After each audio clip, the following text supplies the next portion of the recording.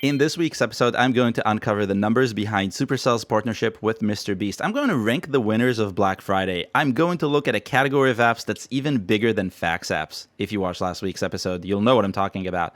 I'm going to highlight another impact of app tracking transparency and show you how TikTok is breaking the App Store, so stay tuned. Welcome to a new episode of This Week in Apps, a show where we talk about trends in mobile apps and games. My name is Ariel, and I have 5 highlights for you this week, and the theme for this week is big. Everything is big. I love me a good influencer marketing campaign, and last week, one of the most ambitious ones I've seen in a while went live. Supercell teamed up with YouTube's MrBeast and sponsored his latest video, a real-life version of Squid Game. They wanted to do that to promote BrawlStars. The video got 100 million views in 3 days. During the video, MrBeast himself disclosed that it cost $3.5 million to produce. Also big. I think it's safe to assume that Supercell paid most of it, if not all of it, so I wanted to see if it was worth it for them by looking at their downloads and their revenue on the App Store and Google Play. The short answer is probably not. So according to our app intelligence, BrawlStars saw a noticeable increase, I would say, in downloads, but only in some countries. Overall, it wasn't that significant in my opinion. Revenue, on the other hand, was completely unaffected. I've looked at our estimates for BrawlStars across the globe, comparing downloads during the week of the promotion to the previous week. The US saw the most significant increase, with downloads growing 237%. From just about 67,000 to 226,000. Canada, the UK, and several other countries also saw triple-digit growth, but the thing is, they didn't start as high as the US in terms of downloads, so the percentage is high, but the absolute numbers are not really that high. Overall, weekly downloads grew 27% to 1.4 million, and that's about 300,000 additional downloads globally, and that's across the App Store and Google Play, according to estimates. But revenue remained pretty stagnant throughout the week. I understand that freemium games don't always see revenue immediately. It might take time, and not all users will pay. Most users won't. But at the same time, I expected more from something so big with 100 million downloads in 3 days. I think it's at 140 last time I looked, and that was yesterday. So millions, hundreds of millions of people are looking, and the increase is kind of insignificant. In my opinion, this was not the kind of dent that they wanted to make, but do you think a few 100,000 downloads are actually worth $3.5 million? I don't know. Tell me what you think in the comments. Next up, Black Friday, which I promised I'll talk about in last week's episode. So we wrapped up a massive Black Friday this week, and I wanted to see which app saw the most growth this Black Friday. I'd normally focus my analysis on the Friday, the one Friday, but I kind of feel like this year Black Friday stretched a little bit more. I don't know if you noticed it too, but it started earlier and it finished later. And so I just took the entire week between Monday the 22nd and Monday the 29th. To get a better insight into growth, I analyzed the App Store, I analyzed Google Play, and then I combined them. So I looked at the top 10 shopping apps by downloads across all of those, and you can see those now on your screen. There's too much stuff here, so I'm not going to analyze every single bit of it. That would take far too long, but I'll give you my highlights. And before I do that, just a quick note, I'm looking at the US only because I think Black Friday is still, for the most part, a US holiday, and also because some of these apps are only available in the US, and I wanted to give them all equal footing. So let's look at my list very quickly. The first one is that Amazon was the most downloaded app. The second is that Walmart was right behind it at 700,000 downloads almost. That's also quite a lot, and that's faster than their normal pace. For Amazon, that was kind of normal. For Walmart, that was not. That was above normal. Better than normal? Better than normal? Normaler? Anyway, it's also interesting to know that Android users seem to have been choosing Walmart over Amazon, and we can see that based on the ranks. There's growing interest in buy now, pay later apps, something that we've looked at before, and I imagine we'll look at again, because that's how people buy stuff these days, and that's reality. And then last on my list is that Shop continued to be the go-to tool for package tracking. And what is package tracking doing in a shopping app list? And the answer is they're also a shopping app. It's not their main feature, and I bet you that a lot of people don't even know or use that sort of feature inside of it, but it's a good starting point. So I think there's going to be more in that area in the future, or at least that's what I hope to see. Together, the top 10 most downloaded shopping apps in the US saw 4.6 million downloads during the week. That's big. Now, it was an intense Black Friday week, and honestly, I think that's going to continue into next year.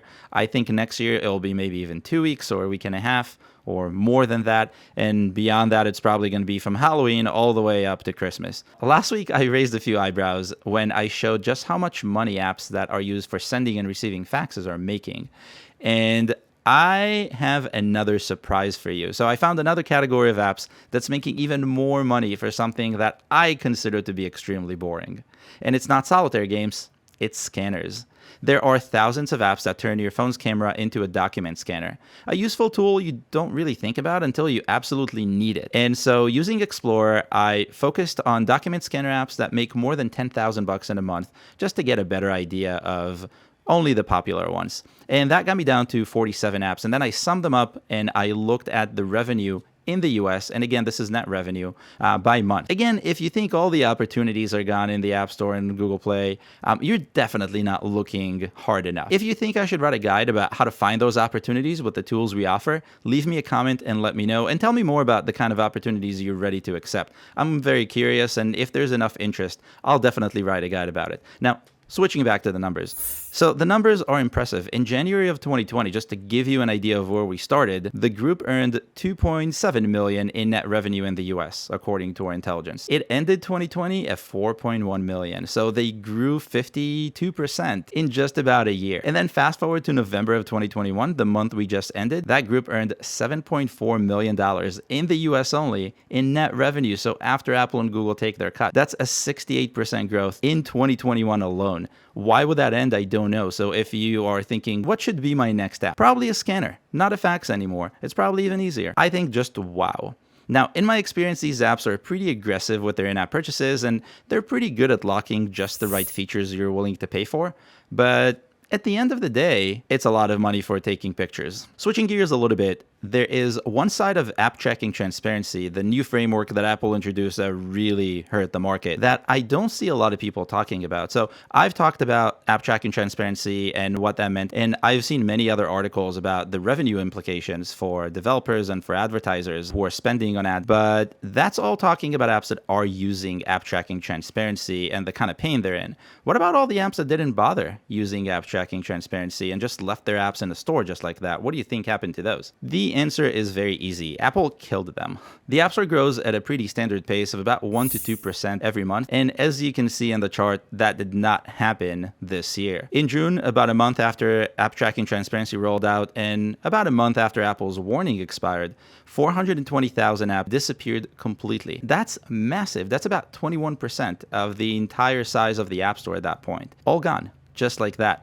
And that sort of natural sweep is something that we see kind of every now and again with the App Store between moves from 32-bit to 64-bit and other things that have to do with categories. Apple tends to make some apps go away, but it's incredible the scale of just how many developers didn't bother updating their apps. And maybe it's because those apps were really old and those developers were not making enough money, and maybe they're hobby apps and no one cares about them. If your app is still in the App Store, lucky you, because you have less competition. And last for this week is TikTok. And I promised, mostly to myself, that I'm not going to bring up TikTok again because I've been talking about it pretty much nonstop over the last few months. But it reached a milestone this week that was just so big, I couldn't ignore it. It made the most money in a single day ever in its own history, ever. And that's big. On the 18th, which is before Black Friday week, TikTok had such a gigantic spike that I've never seen before. It never saw before. And if you've been following this, you know that they've been growing at a super fast pace. So outpacing themselves at that rate is just big. Going back to the theme of this week.